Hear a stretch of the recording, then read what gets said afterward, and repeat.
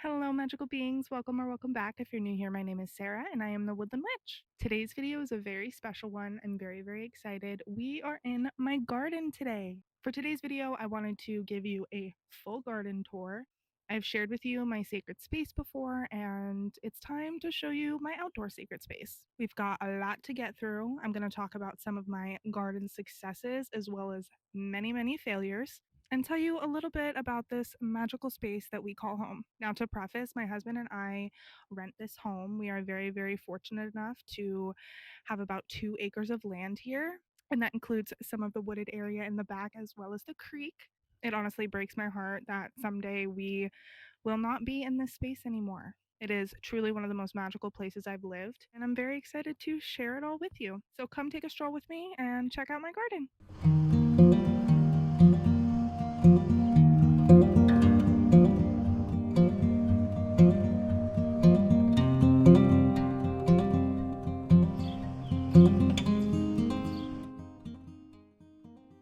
So we're going to start in this area right here because it is the first area that I started planting in when I moved in. This big planter barrel was here when I moved in. As you can see, it's got chives in it. I've got basil in here as well as Thai basil and some peppermint. Now, when we moved in, it was really important to us to not really treat the space, especially for the first year that we were here. We wanted to kind of see what came up in the area, what was native to this space, and what grew on its own. And these chives were one of them. They come back every year. I did not plant them here. When we moved in, they were the first plant that I noticed coming up. They're pretty resilient. They come back every single year. Truthfully, we don't use a ton of chives, so I kind of just let them be. Occasionally, I'll make herb butter with them, but we get so many of them, and I typically cut them and freeze them just to add into meals and things like that. So I've kind of just left them this year, haven't messed with them too much. I've grown a few different things in this barrel. I think last year we had lavender, rosemary, basil, and peppermint. Growing peppermint in here was a mistake. It was a huge mistake. If there's one thing you take from this video about gardening is to never plant mint where you don't want it to continue to grow forever. I have cleared it out of this pot so many times and it just comes back. So I've given up this year. I'm just leaving it. It's going to get used up, so it's fine. I've also got basil in here and Thai basil. I always put basil in here just because it does really well in here.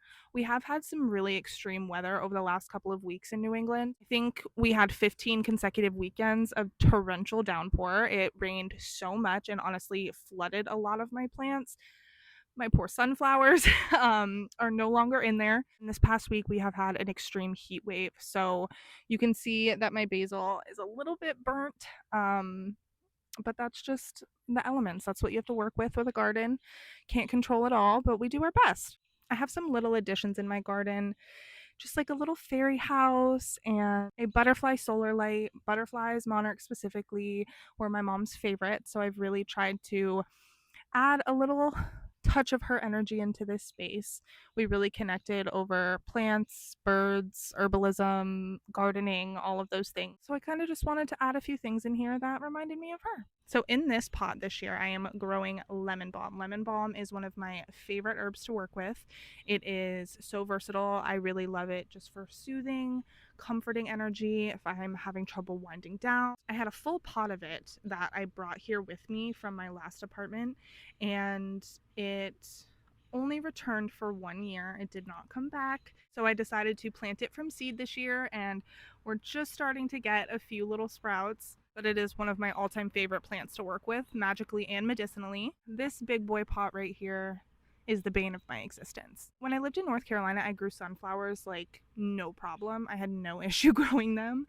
But for whatever reason, I think maybe because we are so close to the woods and there's so many birds and things like that, but I have tried to grow these sunflowers 6 different times this year, and they grow very quickly, they sprout very quickly, and if the birds aren't coming and snatching them up, the torrential rain is uprooting the sprouts and flooding the pot. So we have not had very much success with our sunflowers this year. I've kind of given up on it. If you have any tips on growing sunflowers, I even caged this off with chicken wire, and somehow, some way, the sprouts were still getting uprooted every time. In this pot, I've just got some romaine. We don't use a ton of romaine, and I usually keep it in our garden beds, but this year we worked with some companion planting, and I did not have space for this, so I just threw it in a pot this year, and she's doing great.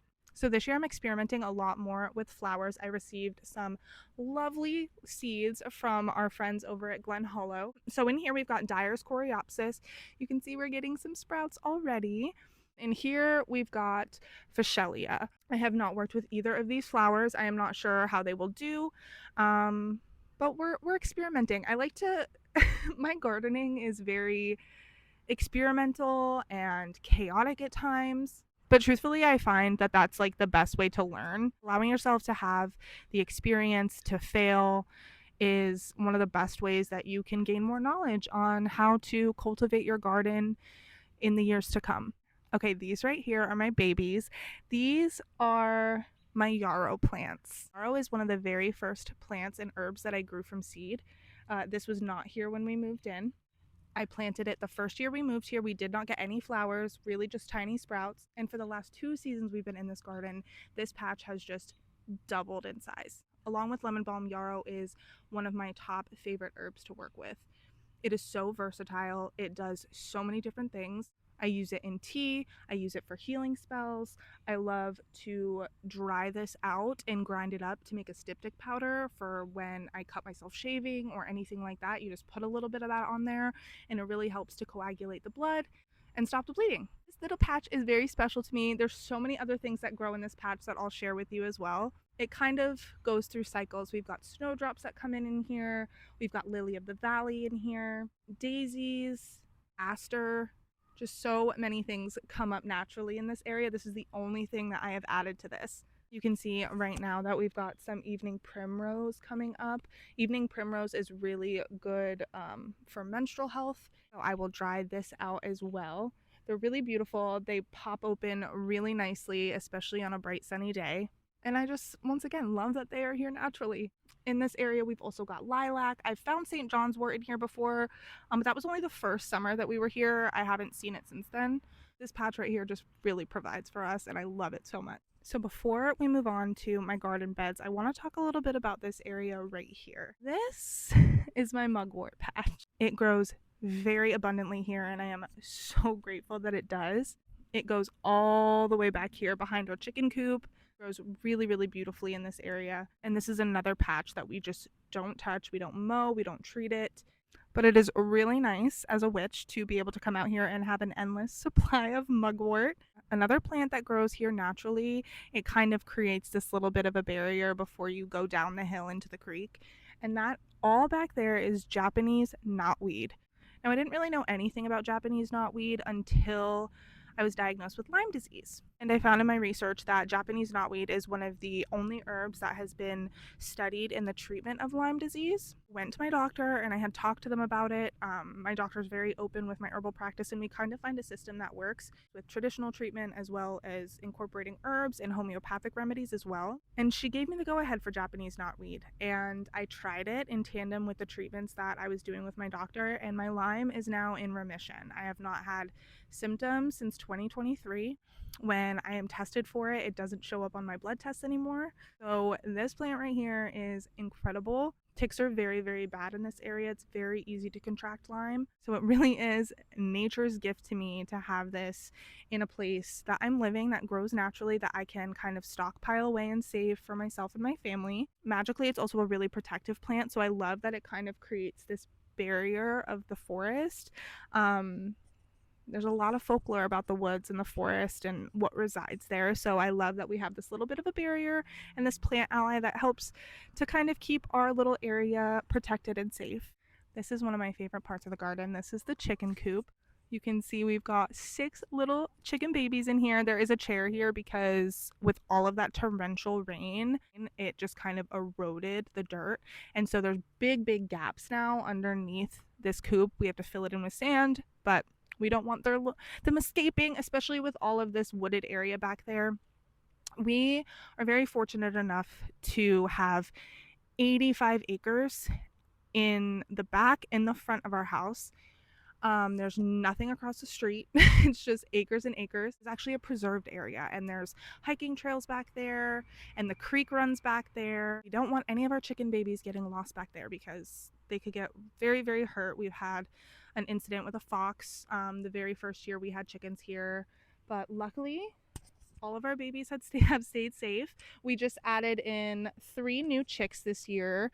We don't have names for them yet. We don't really know their personalities yet. I will say that the littlest one did escape. She's kind of the runt.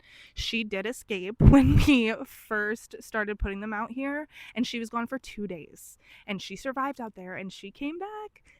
So we're trying to think of a really heroic name for her. 3 bigger ones we've got. This is Jillian right here. Venus is our black and white chicken. Our kind of black iridescent chicken is named Kiki. Practical Magic and Kiki's Delivery Service are some of my favorite witchy movies, so that is where those 2 names came from. We are allowed to have 6 chickens in this area. We aren't allowed to have any roosters, which is kind of hard because roosters tend to have a pecking order. They keep everybody in line, and the girls bully each other a little bit. They're a little rough on each other, especially the new little ones. But they're starting to get along. My husband did build this chicken coop. It's actually big enough to hold 20 chickens, but within city limits, we are only allowed to have 6 total. So we're working with what we've got. As I stated, I really bonded with my mom over plant medicine, gardening, birds, all of those things. And when she passed away in 2023, we went through all of her things, and I took with me all of her garden decor, her bird bath, her bird feeders, and it's just another little area that reminds me of her and helps me feel connected to her. When she entered hospice, she had said to me, "I will not be here, but I will be here," and told me to look for her in nature. So I've really tried to cultivate little spaces for her that help me feel connected to her. I don't have anything in the feeders now. It's kind of that time of year where the babies are learning to flee the nest. They need to learn their survival skills, learn how to feed and fend for themselves. So I try not to overfeed too much in the spring and summer because that is how the little ones learn. This area is really special to me, and I just love that it reminds me so much of her. Okay, we have made it to the last stop of the tour, and this is my main garden space with all of our beds. We've got some 10 and 5-gallon buckets in here. Tried to do a few different things in here this year. I worked a lot with companion gardening this year. That is one of the biggest tips I give beginners, is if you are having trouble with a certain plant, and I'll get into some of my failures in a minute, look into companion gardening. There are so many other plants that aid and help other plants grow. Really tried to cultivate a space this year where everything kind of benefited each other. I also really wanted to utilize as much space in this garden as I could. So let's get into everything I have in here. So we're going to start with this little area right here. In this 5-gallon bucket, I am growing chamomile. Now, this is another plant that I had the last 2 years, but it did not come back this year. So I decided to grow it from seed. It's doing really, really well. A lot of times you have to worry about aphids with chamomile because the inside of chamomile is so sweet, and aphids are really attracted to that. But we've been doing very good this year. No sign of insects, and I think that a lot has to do with the companion gardening. Right next to it, I have marigolds that I'm growing from seed. I did marigold transplants and seeds this year because I just want to make sure that I have it for the entire garden season. It's one of the best companion plants to help combat insects and any sort of pests that you have in the garden, cabbage moths, things like that, that can be really a nuisance. So I have extra marigold this year. Over here we've got our tomatoes in these 10-gallon buckets. I think there's 2 Romas and something else. My husband's the tomato guy. That's all him. I just do the watering. As you can see, they're looking a little sad too because we've had such extreme weather. A lot of our plants have gotten sunburned, but we're doing our best. So let's get into our beds. So in this bed over here, as I said, I wanted to utilize as much garden space as possible, but also have a lot of things that aren't going to take up so much space or kind of hinder growth of other plants.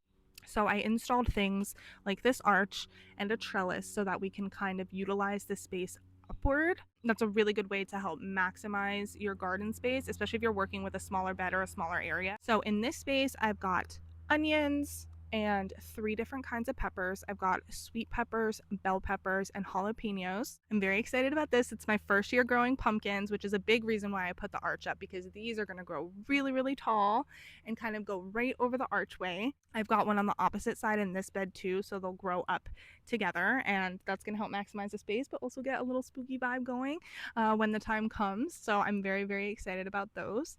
Here we've got butternut squash. I did zucchinis last year and I just felt like we didn't use them all. And that was another thing I was considering with the garden this year, was just having things that I know we're really going to utilize, things that we love.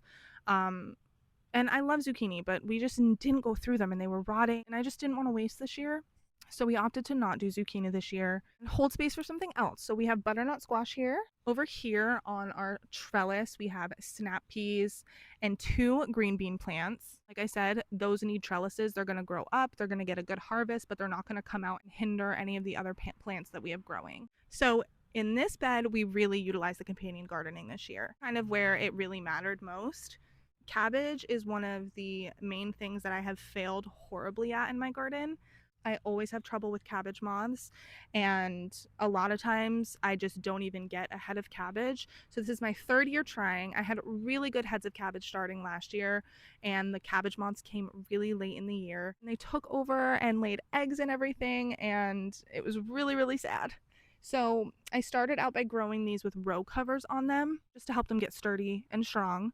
And I am going to add a little bit of a decoy because cabbage moths are very territorial. So something that a friend taught me was to get a little piece of twine and some white tissue paper and tie it to the twine, and that is going to help deter cabbage moths from coming in, because like I said, they're very territorial. So if they think and see that something is already here, they're not really going to mess with anything.